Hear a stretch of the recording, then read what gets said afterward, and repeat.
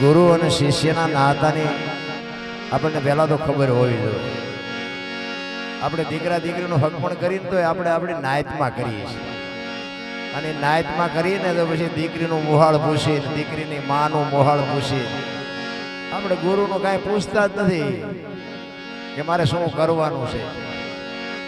કંઠી બંધાવી લીધી કે બસ એમ નુગરા નથી, એવું નકરું નથી. જીવનની ઓળખાણ કરવા માટે બાપુ સદગુરુની જરૂર પડે. તમારા અને મારા માત પિતા છે ને આપણા ગુરુ છે 100%, પણ એ મા બાપ છે ને એ જન્મ આપી શકે, લાલન પાલન કરી શકે, ઉછેર કરી શકે, ઓળખાણ ન કરાવી શકે. ઓળખાણ માટે બાપુ સદગુરુની જરૂર પડે.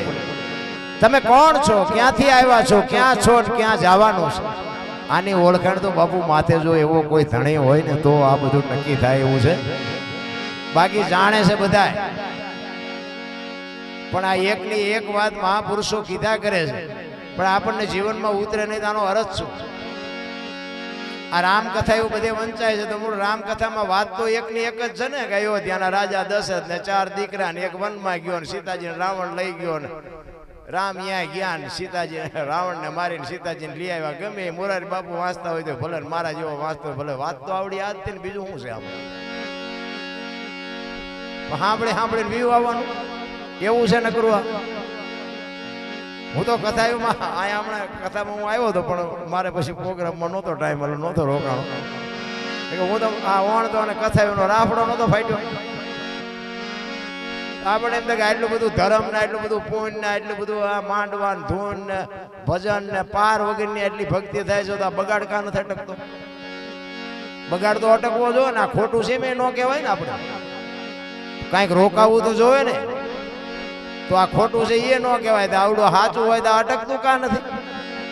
વિચારવા જેવું તો છે કાંઈક. એક તમે કથા કરાવો અને કથામાં ફાયદો શું? મારો કહેવાનો અર્થ એ છે. તમને ફાયદાની ખબર ન હોય તો આ કરવો શું કામ જોવે? કથા કરાવ્યા પછી બાપુ બાપ દીકરાની જો તિરાડ હોય તો મટવી પડે, ભાઈ ભાઈની તિરાડ હોય તો મટવી પડે, દેરાણી જેઠાણીની તિરાડ હોય તો મટી જવી પડે બાપુ કથામાં, તો ફાયદો. નગર તો શું મંડપ વાળાને, સાઉન્ડ વાળાને, રસોઈયાને, કલાકારને, વાંસવા વાળાને એવડા એમને ફાયદો. તમારો શું ફાયદો? તમારા તો ખિસ્સા ખાલી થાય. ગામ ધુમાડા બેન દે, ઘરના છોકરા કે ભયોના છોકરા કે ના એના મારે આડી છે, આને જ ખવડાવવાનું હતું, આ ભયોના છે. કથા કોઈ દી ઉગે કોઈ અર્થ જ નથી. નારાયણ તમને મને બાપુ સમજણ હોવી જોઈએ કે આપણે શું કરવા બેઠા છે, અને આની ખબર ન હોય તો જીવનનો કોઈ અર્થ નથી રાખતો.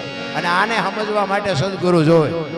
અત્યારે સદગુરુનો પાર નથી. જ્યાં જો અહીંયા મેં ચેલા બનાવી છે, મેં બનાવી છે, બનાવો. ચેલા કઈ પૂછતા નથી, ગુરુ કઈ દેતા નથી, બધા એનું હાલ્યું છે. હું તો એમ કહું ગુરુ મહારાજ ને પરસેવો ન વાળી દઈએ આપણે તો આ બધા જેન તે છે એ બધા કંઠિયું બાંધે ખરા. અમારે આ જીવનમાં બાપુ આવ્યા પછી તન મન ધન તમને હોઈપા પછી અમારે શું કરવાનું છે બાપુ? આવી કઈક માગણી તો હોવી જોઈએ ને. માગણી ન હોય તો કોઈ ગુરુ બનાવવાનો કોઈ અર્થ નથી. નારે બાપુ છે ને સંતોની વેદના છે, સંતોની પીડા છે. આ ભજન છે ને 4 વેદ 6 શાસ્ત્ર 18 પુરાણ અને 108 ઉપનિષદનો નિચોડ છે. ભજન એવું ડીંગો ડીંગ નથી. તો બધું અત્યારે હાલ્યું છે. સોપડા લઈ લઈને બે જશે, અમે એટલા લેવી છે એટલા લેવી છે, એવું નથી. આ જીવનમાં ઉતરવું જોઈએ. આ ધંધો ખોલ્યો દુનિયા. અને જેને ભજન કર્યા ને, જેને અનુભવ કર્યા ને, એને જોડું નથી પહેરવા દીધું દુનિયાએ. કઈ મજા લૂંટી છે પોતાના નીડ્યા બધાને. લખવું હોય તો લખી લેજો. આ હમણાં નાનભાઈ વાણી કરી 4 યુગની, એમાં પહેલા યુગમાં જ બાપુ પ્રહલાદે પાઠ માંડ્યો ના બાપુ આ ધર્મની આ ભજનની ઉત્પત્તિ ન્યાથી થઈ. એના ગુરુ શ્રીભાઈ કુંભાર હતા. હવે હરણાકશ તો રાક્ષસ હતો બાપુ. રાક્ષસના છોકરા રાક્ષસ જ ન થાય, રાક્ષસના ભગત થાય. પણ ભક્તિ દિલાવર દેશની લાયા શ્રીભાઈ કુંભાર, પ્રહલાદ જેને પ્રગટ કરે અને જપે સારો સંસાર. આ બાપુ પ્રહલાદ આ દુનિયામાં ન આવ્યો હોત તો આપણે અત્યારે અહીં ન બેઠા હોત. ભજનની ઉત્પત્તિ હોય. હરણાકશનો બાપુ ઇતિહાસ આખી દુનિયાને ખબર છે. મારો કહેવાનો અર્થ એ છે કે કંઈક આપણું જીવનનું પરિવર્તન થાય ને તો જ આ ભજનની મજા છે. નકર તો આપણે અહીં ન બેઠા હોત. ભજનની ઉત્પત્તિ હોય. હરણાકશનો બાપુ ઇતિહાસ આખી દુનિયાને ખબર છે. મારો કહેવાનો અર્થ એ છે કે કંઈક આપણું જીવનનું પરિવર્તન થાય ને તો જ આ ભજનની મજા છે. બાકી મેં તો ઘણી વખત આ બધા મને સાંભળેલો છે ને હું તો કાયમ કહું છું કે મારો જેસલ કરતા ઇતિહાસ ખરાબ છે. હા, આપણે હારા માણસમાં આપણું નામ છે જ નહીં પહેલી વાત. પણ આ કૃપા સંતોની છે કે મને માર્ગે ચડાવ્યો. હું સંતોનો બાપુ ઋણી છું. નકર મેં કોઈ જિંદગીમાં સાધુ સીતારામ નથી કર્યા. મંદિરે શીનો ગયો હોય, 10 રૂપિયા મેં શીના આપ્યા હોય. પણ કાંઈક મારા મા બાપની કમાણી હશે ને કાંઈક મારું બેલેન્સ પડ્યું છે કે આંગળી પકડનારો જડજો અને ભજન પાકે ને પછી ઈશ્વરને બાપુ તમારી ઝૂંપડી આવવું પડે ને આવવું પડે લખી લેજો.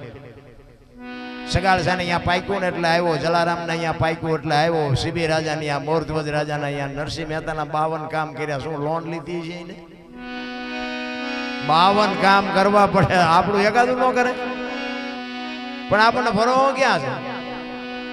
નકર હું તો અવારનવાર કહું કે આપણા ઘરમાં નાનું એવું મંદિર તો બધાને ઘરે હોય. ભલે મંદિર નો એક ફોટાને આપણે દીવો અગરબત્તી તો કરતા જ હોય. કરો ઘર મારા ઘરે છે. ચોખા ઘીના દીવા કરવી, અગરબત્તી કરી, 2 ટાઈમ આપણે નાહી ધોઈને પૂજા પાઠ કરતા હોય, 5 નામ લેતા હોય, માળા કરતા હોય. તો હું એમ કહું છું કે આખું ઘર તમારે કંઈક લગ્નમાં જવાનું હોય તો ઘરને તાળું મારો, ઉઘાડું મૂકો. હું હોઠ ઠપકારું છું, તમારી ક્યાં વાત હતી? પેલા આપણે 3 થી ચોખા ઘીના દીવા કરી 2 દી ધ્યાન ન રાખે. અને જો એ ધ્યાન ન રાખે તો ચોખ્ખું ઘી અહીંયા બાળવું, એના કરતા છોકરાને ખવડાવી લોટકા ન થાય. પણ ભરોસો નથી. મુદ્દો એ છે. મને એક ભાઈ કહેતા હતા, મને કે ભગવાન જેવું કાંઈ છે નહીં. મેં કીધું એવું ન હોય. ભલામણા સાધુ સંતો કહે છે, દુનિયા કહે છે ને ભગવાન ન હોય તો દુનિયા હલતી છે. મને કે ક્યાં છે દેખાડો. મેં કીધું તને તારો કાન છે? તો કે હા. મેં દેખાય? કે દેખાતો ને. હવે તને તારું કાન નો દેખાય તો ઓલો થોડો એમ નવરો છે તને દેખાય? આંખને ને કાનને જે 4 આંગળનું સેટું છે ને એટલું જ છે બેટા. તું હું કરસ નહીં બધી એને ખબર છે. પણ આ કાન છે ને એનો તને ભરોસો છે ને ઓલો છે ને એનો તને ભરોસો નથી. વસ્તુ આટલી છે. ગંગા સતીની વાણી બાપુ એમ કહે છે કે 21,600 શ્વાસા એમ નામ જાય છે આપણા. 21,600 શ્વાસાનો હિસાબ માર્યો. 1 મિનિટના 15, 1 કલાકના 900, 12 કલાકના 10,824 કલાકના 21,600 થાય. ગણવા હોય તો ગણી જોજો. આ બેઠા છો ને બધા ગણી લેજો. એટલે સંતોએ કીધું કે આ બોલે બીજો નહીં, પરમેશ્વર છે પોતે. અકલ મઠા અવળા મથે બહાર જઈને ગોતે. હરિદ્વાર વાળા કે દ્વારકા જવું છે, સોમનાથ વાળા કે પાવાગઢ જવું, તો હા શું ચાંસી તો કહો. ભરોસો જ નથી. ભલા અમે એક વાર ચોટીલા ગયા હતા, 2,000 ભાઈબંધ ઉપરથી ઉતરતા હતા ને અમે ચડતા હતા. મેં દર્શન કરી આવ્યા તો કે હા. મેં માતાજી ચૂંદડી કેવા કલરની હતી? એ તો કે હારું યાદ ન રહ્યું. તમે દર્શન છે ને કર્યા? આમ નામ ડીંગો ડીંગ હાલે હે. ભલા મને કે ઓલા જાય છે, હાલો આપણે જાય. શું કામ જાઓ છો એ તો કંઈક નક્કી કરો. અહીં આપણે આવ્યા છીએ તો એનો કંઈક હેતુ છે ને કે બળદેવભાઈના ઘરે ગુરુ મહારાજને બોલાવ્યા છે, સંતવાણીનો પ્રોગ્રામ છે, એનો હિસાબ તો છે ને. આપણે બજારમાં વસ્તુ ખૂટી હોય તો લેવા જાય કે ભાઈ ઘરમાં વસ્તુ ખૂટી છે હું લેવા આવ્યો છું. આપણે કોઈની લગ્ન પ્રસંગમાં જઈએ તો કે ભાઈ મારે વ્યવહાર છે એટલે હું આવ્યો છું. કારણ તો હોય ને, જીવનનું કારણ તો હોય ને. તો ઈશ્વરે તમને અહીંયાથી અહીં મોકલ્યા એનું કંઈ કારણ જ નહીં હોય. આ દુનિયાના ગાળિયા કરવા મોકલ્યા. અરે બાબુ, આ જીવનમાં ઉતારવા જેવો માણાનો અવતાર મળ્યો છે ને. હું તો એમ કહું છું કરોડો જન્મની કમાણી હોય તો માણાનો અવતાર મળે. અને એમાં અવતારનો સમય મને એમ થાય સતયુગમાં આવી હિલોળા નહીં હોય. સતયુગમાં હા, હરિશ્ચંદ્ર રાજા સતયુગમાં ત્યાં હતા ને બૈરું વેસવું પડ્યું. લો આપણે જ્યાં હજી વેસવાનો વારો આવ્યો. શું સતયુગ ને કરવો? અયોધ્યાનો મહારાજા બાપુ કાશીની બજારમાં એમ કહેતો લેવી છે કોઈને બાઈ, લેવી છે કોઈને બાપ. બાપુ શું ગુરુ મહારાજની વાત આપણે કરી. એક ગુરુ મહારાજનું દેણું ભરવા માટે પોતાના બૈરાની હરાજી કરી. અયોધ્યાની મહારાણી કોની પાસે વાતો કરી? રામ ખાનારા નથી મળતા, નાખવું ક્યાં વાડમાં. અયોધ્યાની મહારાણીનું બાપુ અયોધ્યાનો મહારાજા હરરાજી કરી નાખે. વિચાર કરજો, હજી આપણે બટકું રોટલો દેવા રાજી નથી. બૈરા હું વેસવાના હતા. અરે સમય જીવે એવો આવ્યો છે. ભલા મને આવો સમય તો કોઈએ નહીં પાડ્યો હોય.